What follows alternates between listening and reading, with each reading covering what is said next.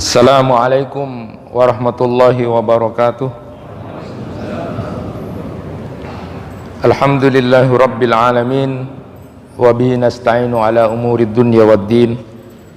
Ashhadu an la ilaha illallah wahdahu la syarikalah, wa ashhadu anna Muhammadan abduhu wa rasuluh. Allahumma salli wa sallim wa barik ala nabina Muhammad wa ala alihi wa sahbihi ajma'in. Amma ba'du. Jamaah kuliah subuh yang dirahmati Allah, Syekh Said Al-Qattani itu menulis risalah tentang imam, Al-Imamah fis Shalah, jadi bestseller juga. Jadi di risalah itu ditulis oleh beliau seputar tentang imam sholat. Bagaimana kriteria imam itu, siapa yang berhak dan pantas jadi imam, apa saja tugas imam, semuanya dijelaskan dalam risalah itu dan luar biasa. Nah, ternyata imam itu tanggung jawabnya besar, sehingga ada teman saya yang ketika disuruh jadi imam itu tidak mau betul. Dia tahu betul tentang tanggung jawab seorang imam itu. Salah satu yang disampaikan oleh Rasulullah sallallahu alaihi wasallam, yusalluna lakum fa in asabu falakum walahum wa in akhtau falakum wa alaihim. Para imam itu sholat demi kepentingan kalian. Jika mereka benar, kalian dan mereka nanti akan mendapatkan pahala. Tapi jika salah, kalian makmum itu tetap mendapatkan pahala, sementara mereka yang menjadi imam menjadi dosa. Hadis riwayat Bukhari. Jadi itu tanggung jawabnya besar.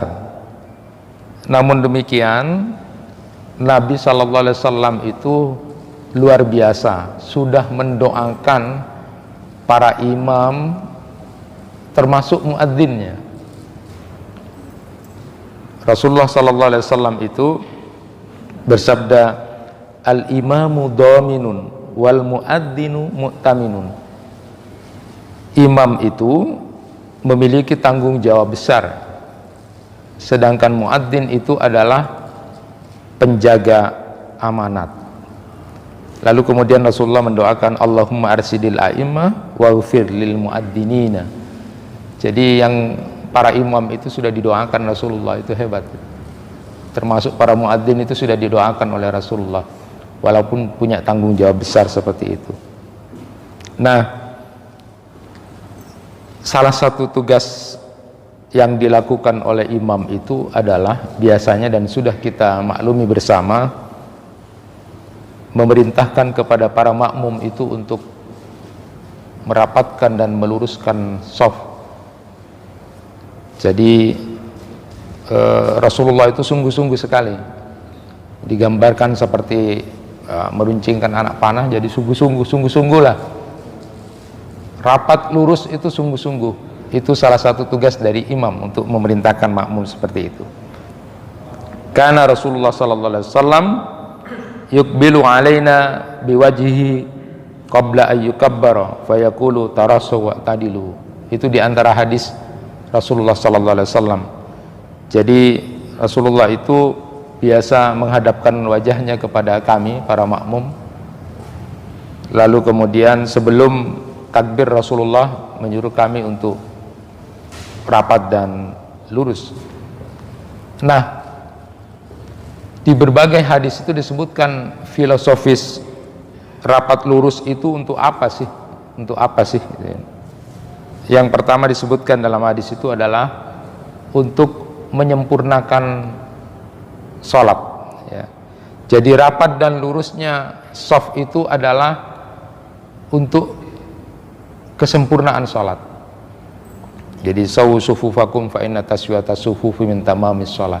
Jadi sempurna sholatnya, karena memang itu sholat itu tidak main-main, ya. Kadang-kadang kita lihat jamaah-jamaah di beberapa tempat itu hampir tidak memperhatikan itu, padahal ini adalah kesempurnaan sholat. Yang kedua itu agar tidak terjadi perselisihan di antara jamaah itu, di antara hati-hati kaum muslimin yang sholat itu, supaya muncul kemudian yang namanya kasih sayang, tidak boleh membenci, tidak boleh mendengki antara jamaah itu. Istau wala tahtalifu wa tahtalifa qulubukum, luruskan shaf dan jangan berselisih sehingga Allah nanti akan mencerai-beraikan hati kalian. Jadi filosofisnya besar. Jadi supaya kemudian nanti selesai sholat, antar kita itu saling kasih sayang, tidak ada benci, tidak ada dengki. Nanti akan saya ceritakan ada kontradiktif antara orang yang sholat, sudah jaga sholatnya, tapi kemudian di luar dia suka bermusuhan dengan orang lain. Jadi aneh gitu. Nah, kemudian yang ketiga, gunanya itu agar setan itu tidak masuk di sela-sela shaf untuk mengganggu. Jadi setan khonzab itu. Nah, Rasulullah SAW bersabda, "Fawalladhi nafsi biyadihi inni la ara asy-syaitan yadkhulu min khalalis shaffi ka'annaha al-khadfu." Demi zat yang jiwaku berada di tangannya, sesungguhnya aku dapat melihat setan itu masuk melalui bagian-bagian shaf yang kosong seperti seekor hadzaf.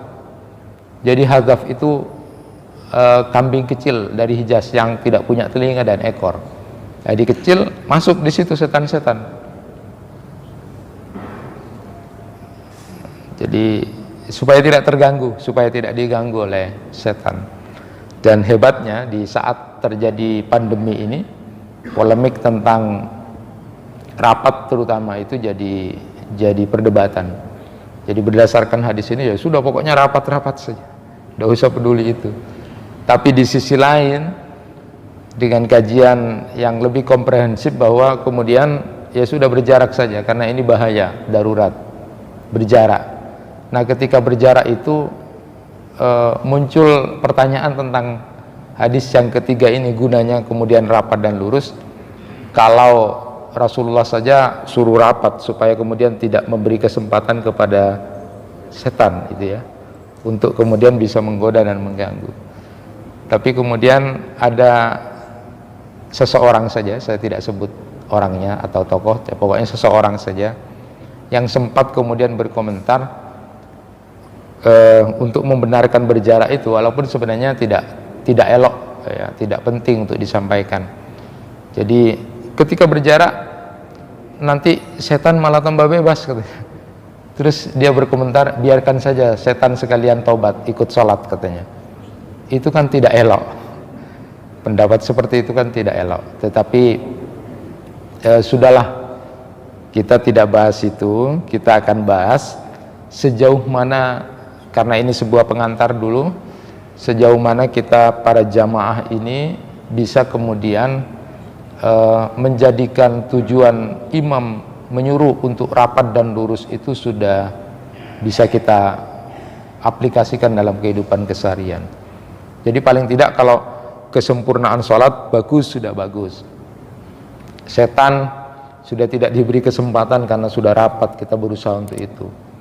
Sekarang yang jadi persoalan yang ketiga itu, apakah kemudian kita sudah terselamatkan dari perselisihan antara kita? Karena ini persoalan yang tidak gampang, tidak sederhana, persoalan konflik yang mungkin ada dan terjadi di antara kita. Saya ingin bercerita dulu tentang apa yang disampaikan oleh Ibnul Jauzi itu, seorang ulama besar bermadhab Hambali. Beliau itu pernah berurusan dengan seorang kakek umurnya 80 tahun. Beliau ceritakan di kitab Saidul Khatirnya. Ibnul Jauzi ini banyak menulis buku ya. Ada 200 buku yang kemudian tercatat, bahkan konon kabarnya manuskrip itu sampai 700-an. Saya sempat kemudian berbincang-bincang dengan teman, kok hebat orang-orang dulu itu sampai nulis 200 kitab gitu kan, sampai 700 kitab. Beberapa ulama besar itu menulis kitab. Itu waktunya kok bisa ada gitu. Tidak pakai laptop, tidak pakai canggih seperti sekarang. Kita ini sekarang canggih, laptop kayaknya waktunya habis. Jangankan untuk nulis, untuk ini saja kurang gitu. Hebat memang. Itu tidak sampai kita kepikiran begitu. Walaupun memang ada hikayat-hikayat cerita bahwa para ulama itu sampai kemudian kalau gila baca itu sampai lupa makan itu. Ada seorang ulama yang gila baca gitu sampai kemudian pembantunya, "Tuan makan gitu, nanti aja gitu," karena sudah baca terus kadung. Nah pembantunya ini sudah melihat terus, ini orang kok terus-terusan, akhirnya bahasa Maduranya itu tulang, sampai tidak sadar tulang. Selesai baca kira-kira agak malam, "Saya mau makan," sudah Tuan tadi ya, lupa. Jadi memang luar biasa. Sampai Imam An-Nawawi pun begitu. Beliau itu tidak menikah ya. Tidak menikah karena memang khususkan kepada ilmu. Ketika kemarin kemudian ditanya kenapa Imam An-Nawawi itu kemudian tidak menikah walaupun umurnya sangat pendek, 45 tahun, sampai sekarang pun kitab-kitabnya dikaji, itu luar biasa. Kenapa tidak menikah? Ada alasan tertentu, walaupun beliau juga menjelaskan bahwa nikah itu adalah sunnah ya. Kira-kira diantaranya alasannya, istri itu tidak boleh didolimi, tidak boleh disakiti. Ada ndak seorang perempuan yang siap menjadi istri saya sementara saya seperti itu? Artinya gila kepada ilmu daripada menyakiti. Ada seorang ulama besar juga di Yaman begitu, tidak menikah, padahal dia itu sangat disegani orang. Biasanya kalau di sana itu ketemu orang biasa saja, salaman biasa saja, tidak terlalu heboh menghormati banget. Tapi ada seorang ulama yang begitu sangat disegani, takut kalau dia sudah lewat segan, tapi dia tidak menikah. Padahal menikah itu ya sunnah ya, baguslah untuk kehidupan. Ketika kemudian ditanya kenapa tidak menikah, ulama ini, sang syekh ini hidup bersama dengan ibunya. Jadi dicek kenapa, karena hidup sama ibunya. Ternyata alasannya dia tidak ingin nanti menyakiti ibunya kalau menikah. Jangan-jangan nanti istrinya suka tengkar sama ibunya, atau ibunya cemburu kepada istrinya karena kasih sayangnya saya sudah berubah, kata saya itu kepada istri saya. Nanti ibu merasa begitu, saya tidak mau menyakiti ibu. Jadi luar biasa dari reason seperti itu. Nanti dikupas secara fikih tentang persoalan itu. Tetapi ini memberikan sebuah gambaran kepada kita bahwa Ibnul Jauzi, seorang ulama besar pun ternyata pernah bermasalah. Ceritanya itu di Sayyidul Khatir itu, kitab yang biasa kita baca salah satunya adalah Talbis Iblis itu. Nah di Sayyidul Khatirnya itu beliau punya cerita-cerita sederhana. Nah salah satu di antaranya beliau kemudian bercerita pernah bermasalah dengan seorang kakek umur 80 tahun. Nah ceritanya itu Ibnul Jauzi itu beli tokonya ini, sang kakek ini. Sudah selesai dibeli, transaksinya jelas, sudah benar lah, semuanya benar. Oke, deal, selesai. Nah tiba-tiba beberapa waktu kemudian kakek ini datang ke Ibnul Jauzi. Dia mengatakan bahwa tidak pernah terjadi transaksi jual beli warung itu atau toko itu. Ibnul Jauzi kemudian heran, ini orang kenapa gitu kan? Orang sudah jelas deal, sudah dibeli. Tapi dia kemudian mengatakan saya tidak pernah bertransaksi gitu. Dia mau kembali ke tokonya. Lalu kemudian sudah gini aja. Ayo kita ke pengadilan, nanti kemudian kita buktikan apa terjadi transaksi atau tidak ya. Tapi ternyata kakek ini tidak mau. Justru dia bilang sama orang-orang itu ngambil punya saya segala macam. Ibnul Jauzi itu heran, ini orang kenapa gitu kan. Nah, akhirnya terus dipaksa, ayo sudah ke pengadilan. Walaupun orang tua ini nyuap, ngasih uang orang untuk menjatuhkan Ibnu Jauzi bahwa itu tidak terjadi transaksi. Nah, ketika di pengadilan pun sang kakek ini sampai berani bersumpah palsu. Enggak, saya enggak jual. Sampai berani bersumpah palsu itu. Nah, lalu kemudian Ibnu Jauzi itu mengatakan begini, ini pelajaran buat kita. Fakam qad ra'aitu hadas syekh yusalli wa yuhafidhu 'ala shalah. Summa lamma khafa futa irdihi taraka syar'a janiban. Katanya Ibnu Jauzi ini, berapa banyak aku sudah melihat orang tua ini sholat, menjaga sholatnya, namun saat kepentingannya terganggu, dia tinggalkan aturan agama begitu saja. Coba perhatikan apa yang disampaikan oleh Ibnu Jauzi. Saya melihat orang ini sholat, menjaga sholatnya, tapi kalau urusan kepentingan dia itu terganggu, misalnya tiba-tiba dia menyingkirkan agamanya, gak perlu itu.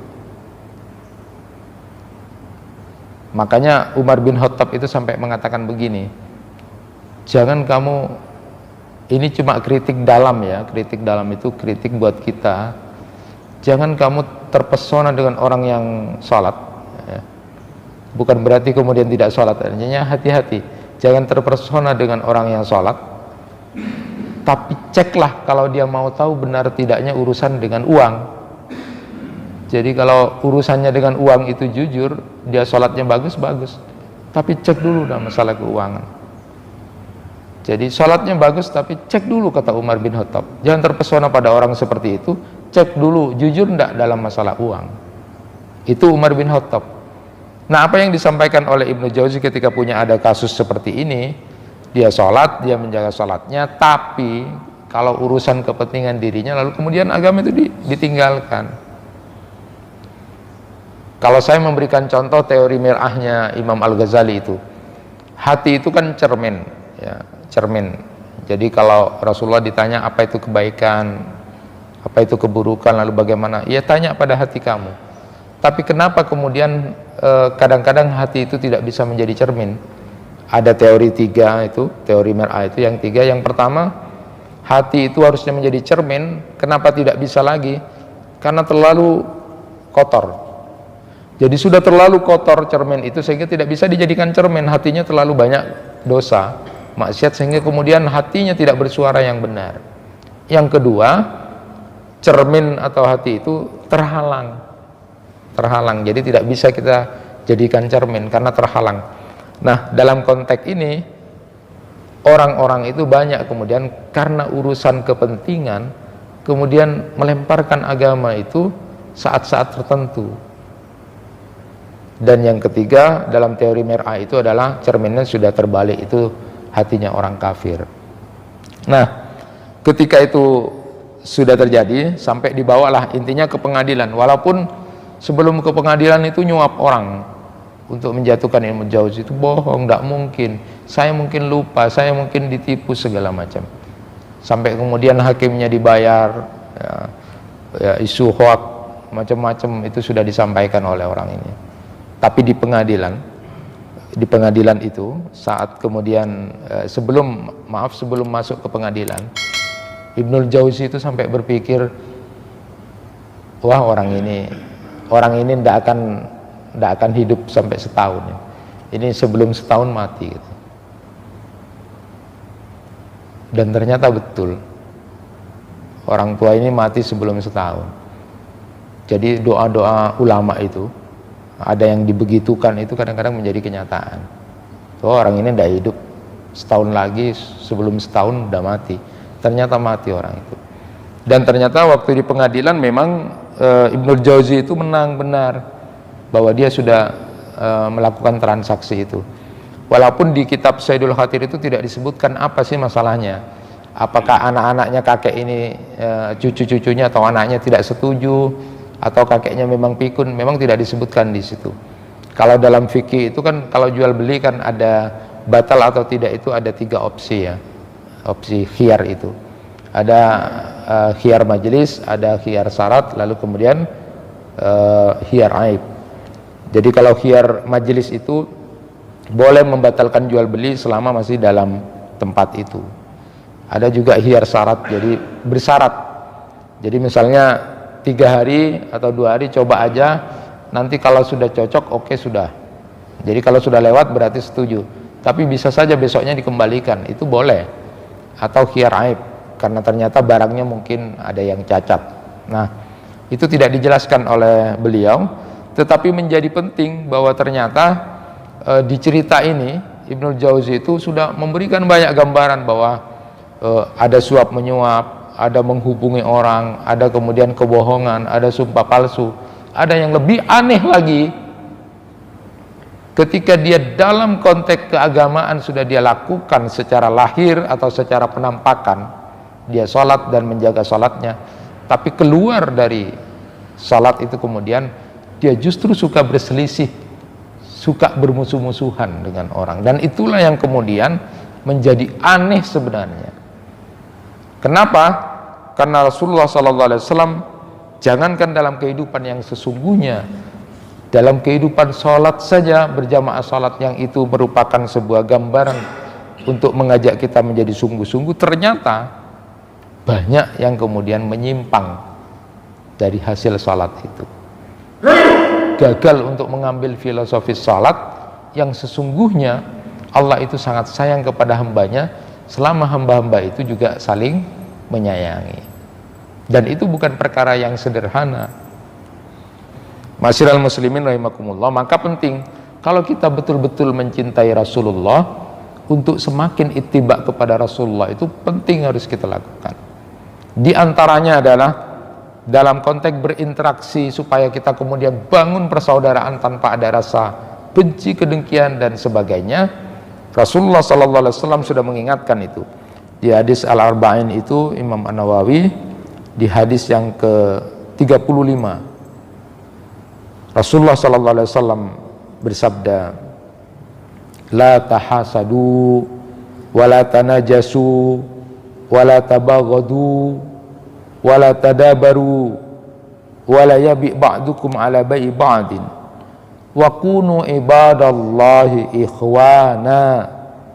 Al muslimu akhul muslim la yadlimuhu wa la yaqduluhu wa la yakdibu wa la yahkiruhu at-taqwa hahuna wa yusiru ila sadri salasa marwat bihasbi mri'im minas syarri ayyah kira akhal muslim kullul muslim alal muslim haram damuhu wa maluhu wa irduhu. Nah, hadis ini sungguh luar biasa, jamaah yang dirahmati Allah. Hadis ini sungguh sangat luar biasa. Mari kita perhatikan sama-sama sebagai wujud dari apa yang dikehendaki oleh Rasulullah. Rapat lurus dalam sholat itu adalah agar hati para jamaah, agar antara hati kaum muslimin yang sedang melaksanakan sholat itu tidak hanya kemudian menggantungkan diri kepada Allah, tetapi nanti hati-hati kita akan menjadi tidak ada kebencian, kedengkian, kedendaman, tapi yang ada adalah rasa cinta dan kasih sayang. Ini tidak sederhana, tidak sederhana. Faktanya memang jauh dari itu. Maka kalau betul-betul mencintai Rasulullah, ikuti apa yang menjadi petunjuk dari Rasulullah SAW. Yang pertama, la tahasadu, jangan saling mendengki. Antara kita itu jangan saling mendengki. Kalau sudah sholatnya bagus, dibangun jamaahnya bagus, jangan saling mendengki. Ibnu Taimiyah itu di dalam Majmu' Fatwanya itu menyatakan dengki itu sekedar membenci apa yang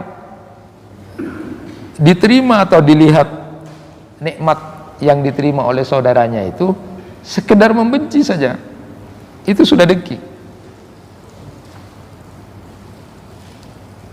Al-Jaiz itu dalam Tahdzibul Akhlaq menyatakan kalau dengki itu adalah merasa sakit hati ketika dia melihat saudaranya mendapatkan nikmat. Cek hati kita.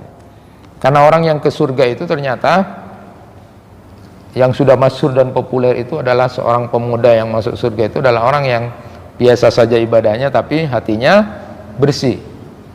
Maka cek hati kita, kalau orang itu lebih banyak takut kepada sakit fisik, lalu kemudian general check up, takut, check up lah, takut itu.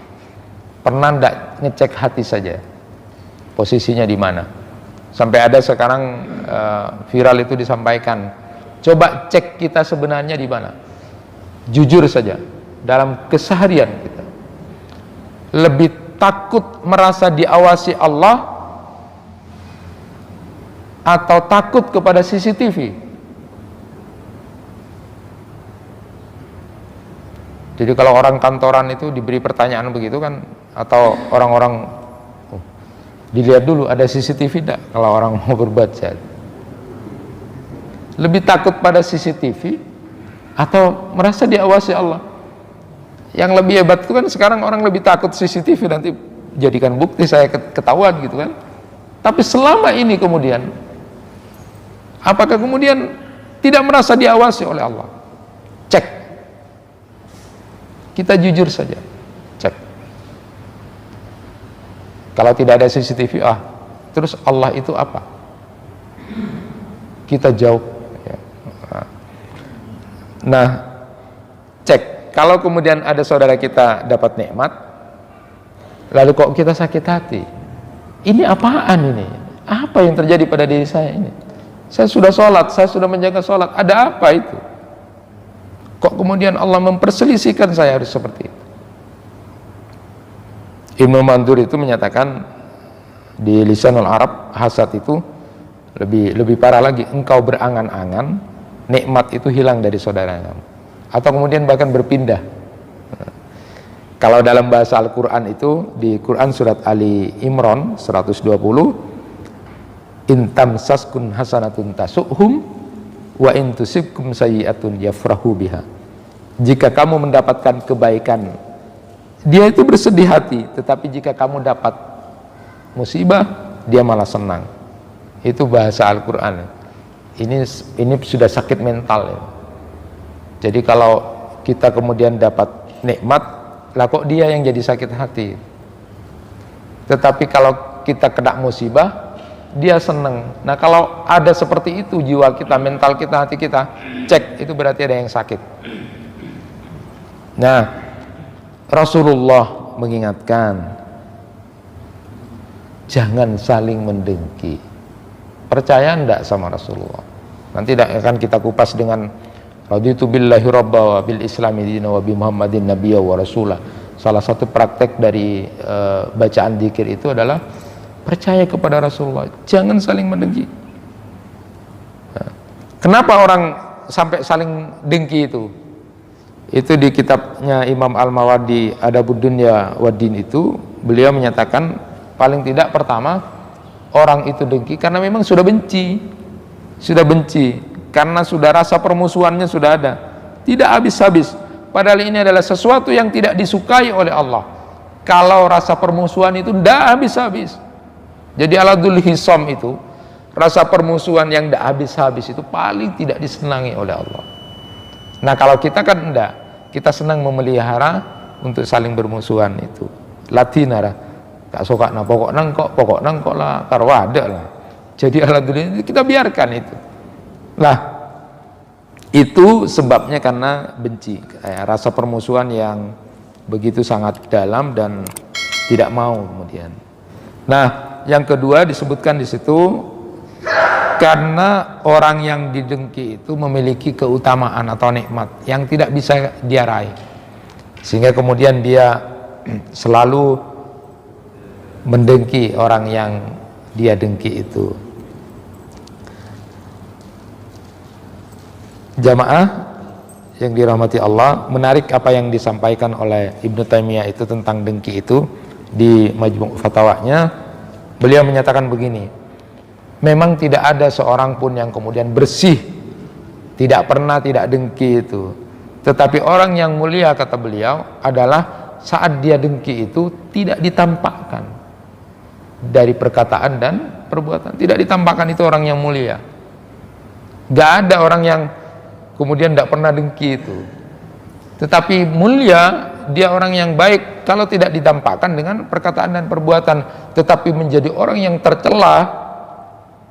Menjadi orang yang tercela kalau dia hasad lalu kemudian ditampakkan dengan perkataan dan perbuatan. Rasulullah SAW mengingatkan, idza dzananta fala tuhaqqik wa idza hasadta fala tabghi.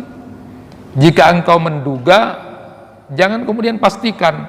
Kamu masih menduga-duga, pasti itu, jangan.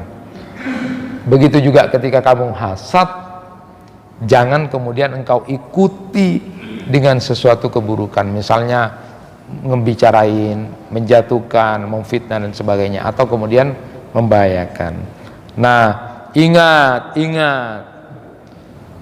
hasad ini, dengki ini adalah tabiat karakter orang Yahudi. Kalau masih di antara kita ada hati yang hasad, berarti sama dengan orang Yahudi karakternya. Padahal kita setiap hari sholat, berdoa, jangan seperti orang Yahudi, ghairil maghdubi alaihim waladdallin, meminta kepada Allah jangan termasuk orang-orang yang engkau murkai ya Allah, dan jangan termasuk orang-orang yang sesat. Maghdub itu yang dimurkai orang Yahudi, dolin itu sesat, itu adalah orang Nasara. Kita meminta untuk tidak seperti golongan orang-orang Yahudi. Salat kita, tapi selesai keluar kita sering mendengki orang. Ini sesuatu yang aneh. Minta tidak seperti orang Yahudi, tapi perilakunya suka mendengki saudara muslim yang lain, berarti meminta tidak Yahudi, tapi perilakunya seperti orang Yahudi. Terus apa yang diminta? Berarti kebohongan-kebohongan salat itu terjadi. Syariat kemudian ketika sudah keluar dikesampingkan, padahal dia salat dan menjaga salat. Hati-hati.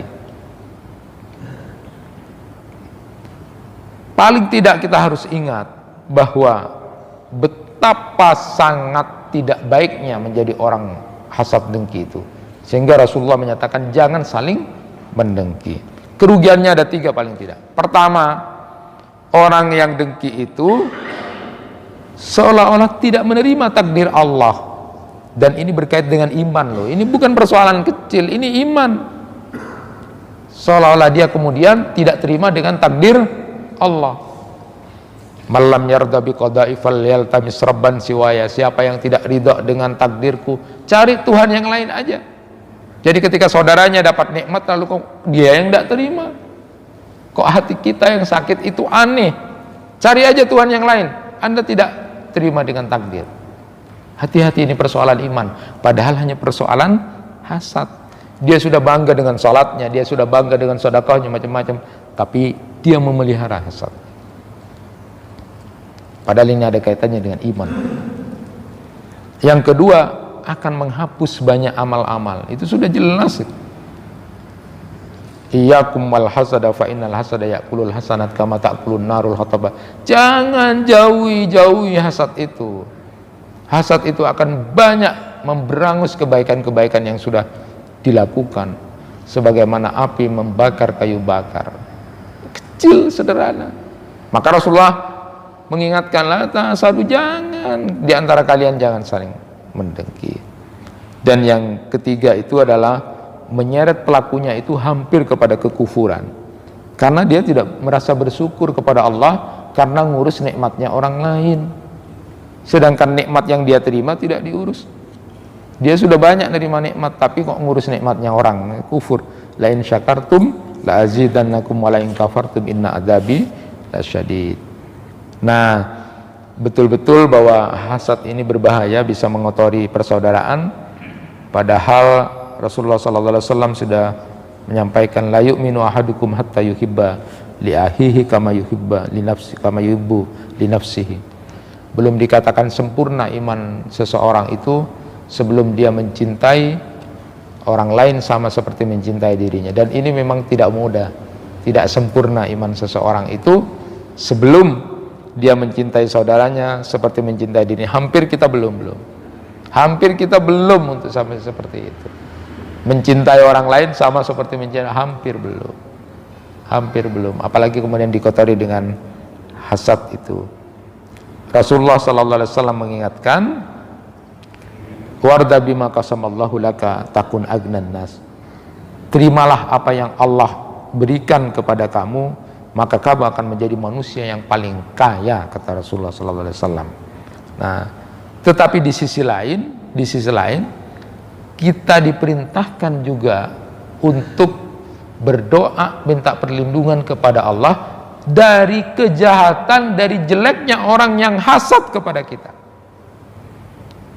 Dan itu tidak main-main. Sampai di surat Al-Falaq itu, wa min syarri hasidin idza hasad. Minta perlindungan kepada Allah dari jeleknya orang yang hasad. Kita tidak tahu apa-apa kemudian didengki orang. Hati-hati, minta perlindungan kepada Allah, karena orang yang hasad itu tidak hanya bisa menjatuhkan kita, tapi bisa membunuh kita juga. Tahu-tahu dia ternyata dengki, padahal kita tidak tahu apa-apa. Minta perlindungan kepada Allah. Yang kedua, wala tanajasu. Jangan sebagian kalian menipu sebagian yang lain dalam hal muamalah ini. Jadi jual beli munajasah itu artinya seorang menawar harga yang lebih tinggi dan itu membuat kerugian kepada pembeli atau membuat keuntungan pada penjual nanti, atau punya tujuan kedua-duanya. Jadi jual beli najasi itu. Jadi A, B ini saya beli ya 90.000 misalnya, terus ada orang-orang yang memang dia komplotan atau temannya atau apa, enggak, ini sebenarnya 100, 110. Dia ingin menjatuhkan supaya kemudian harganya lebih tinggi. Jadi diingatkan, sesama muslim itu jangan saling tipu menipu dalam jual beli. Itu banyak itu. Kok salatnya bagus, tampilannya sudah agamis, tapi ketika bermuamalah, berinteraksi jual beli, sudah kok sumpahnya keluar, kok nipu. Orang nipu itu urusan uang lagi itu. Maka kalau untuk kepentingan dirinya, agama disingkirkan. Inilah yang kemudian membuat Ibnul Jauzi, saya tidak habis pikir. Lawang ini loh salat orang ini, jaga salatnya ini orang ini. Kok ia bisa bersumpah palsu? Kok bisa kemana-mana bohongin orang? Itu terjadi. Maka Rasulullah menyatakan, jangan saling dengki, jangan saling tipu menipu dalam persoalan jual beli seperti munajasah seperti ini, jual beli munajasah. Sesama muslim kok nipu, kok tega sama muslim nipu. Yang ketiga, wala tabaghadu, jangan saling membenci, jangan saling memurkai. Artinya sebagian kalian jangan bersikap marah kepada sebagian yang lain. Perintah ini sebaliknya adalah saling sayang menyayangi, jangan saling memarahi. Nah, dalam konteks suami istri misalnya, kalau bapak maaf sudah tidak suka sama istri, sudah bosan sama istri, sudah nggak suka sama istri, diingatkan oleh Rasulullah sallallahu alaihi wasallam, la yafraq mu'minun mu'minatan in kariya minha khuluqan radiya minha khuluqan akhar. Diingatkan para suami, jangan seorang mukmin suami memurkai seorang mukminah istrinya, karena jika dia membenci salah satu sifat istrinya, maka ingatlah kebaikan-kebaikannya.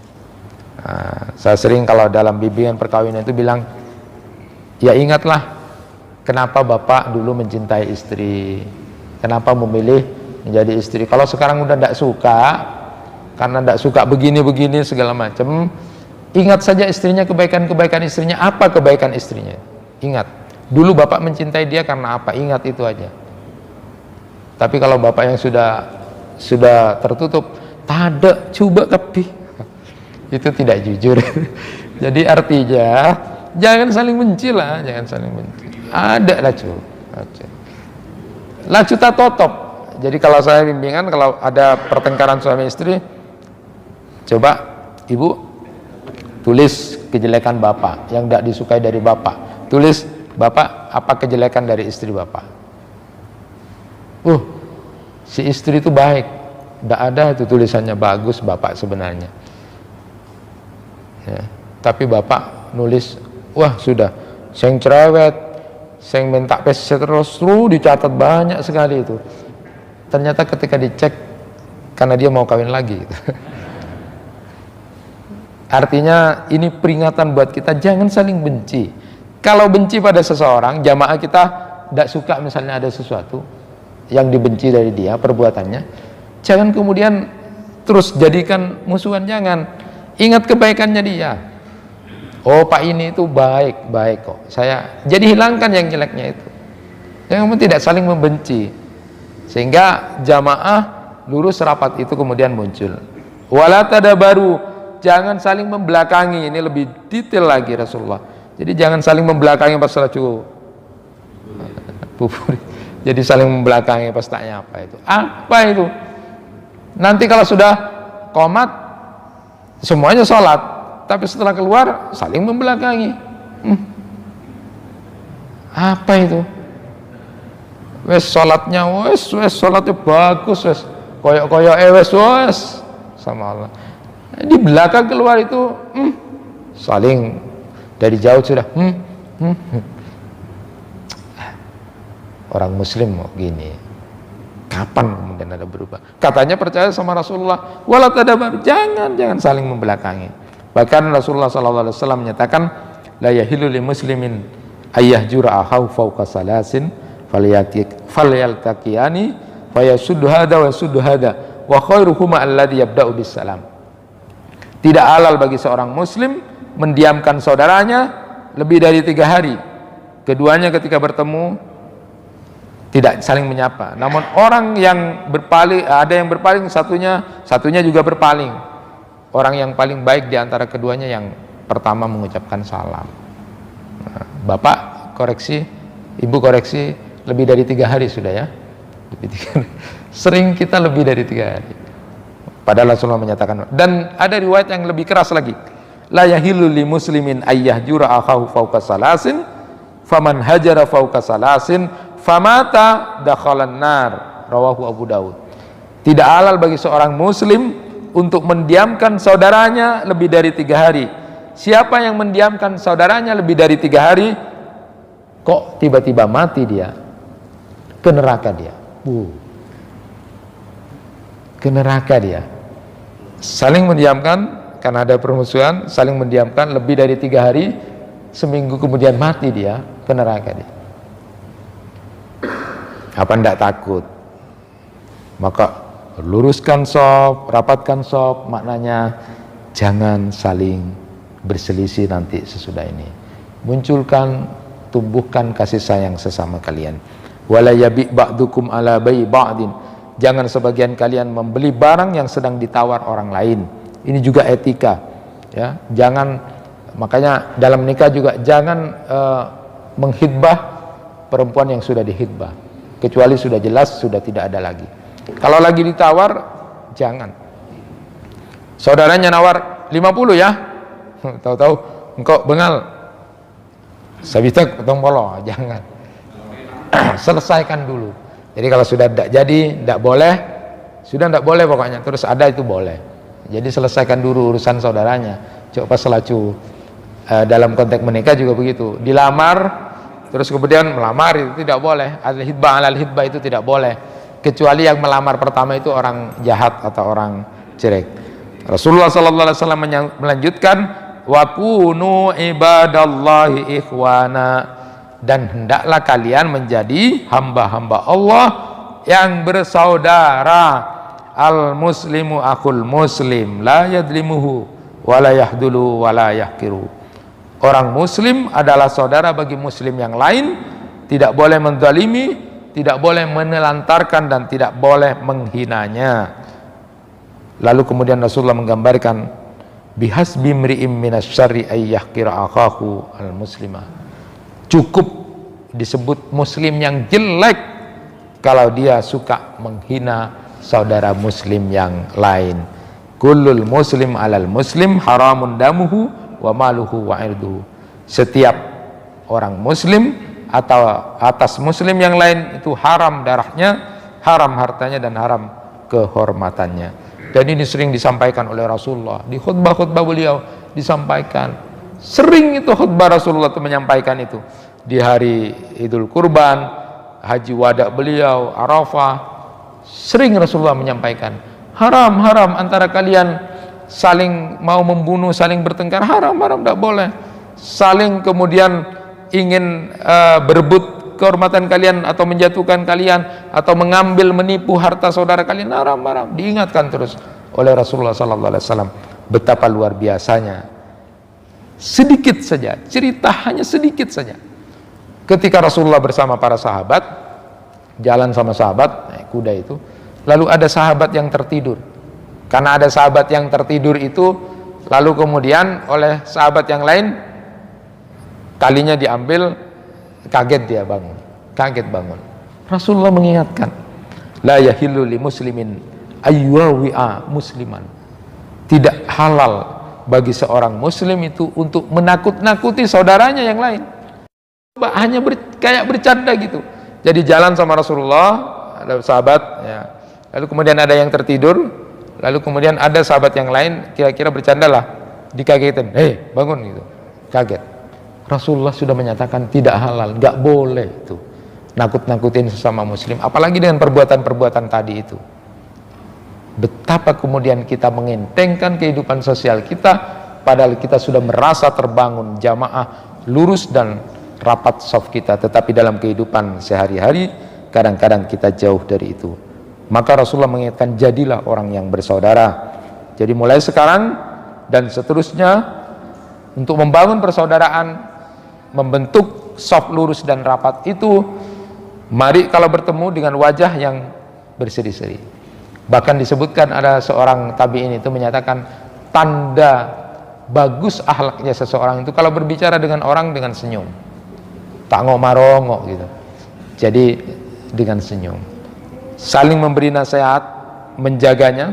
Bahkan disebutkan dalam hadis itu, al mu'min akhul mu'min yakufu alaihi dai'atahu wa yahutuhu min wara'i. Jadi mukmin dengan mukmin yang lain itu saling menjaga. Jadi kalau saudaranya mau hancur, dijaga. Dia selalu mendukung, memberikan support dari belakang, ramah terhadap saudaranya, tidak menggunjingnya, tidak menggibainya, tidak berdebat atau bercanda yang bisa menyakiti atau memojokkan. Ini hati-hati, tidak berdebat atau bercanda yang bisa menyakiti hatinya. Kadang-kadang kita kan sudah biasa aja, tapi nyakitin tuh, hati-hati. Tidak boleh sampai nyakitin. Dahulukan saudaranya, dan yang lebih bagus lagi, selalu doakan sesama jamaah. Jadi doa tanpa sepengetahuan saudaranya itu doa yang luar biasa mustajabah. Tanda hati kita baik, selalu mendoakan saudara-saudara kita sesama jamaah, bahkan tetangga kita atau saudara kita yang lagi memusuhi kita mungkin atau tidak baik pada kita, doakan. Teruslah bersifat lapang dan memaafkan. Insya Allah salat kita yang sudah diperintahkan oleh imam lurus rapat itu akan bisa kelihatan di luar sholat. Itu yang bisa disampaikan, mudah-mudahan bermanfaat. Kurang lebihnya mohon maaf. Subhanakallahumma bihamdika asyhadu an la ilaha illa anta astaghfiruka wa atubu ilaik. Wassalamualaikum warahmatullahi wabarakatuh.